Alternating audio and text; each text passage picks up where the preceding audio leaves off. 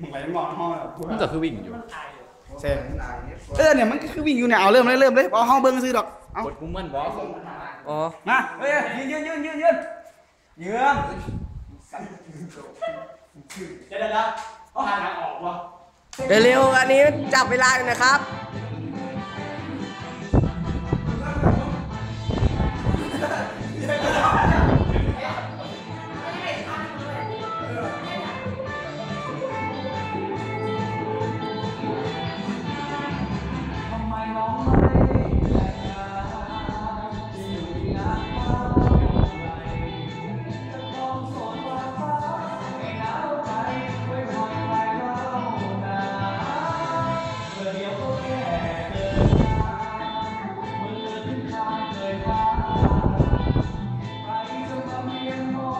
ทำหน้ามันๆหน่อย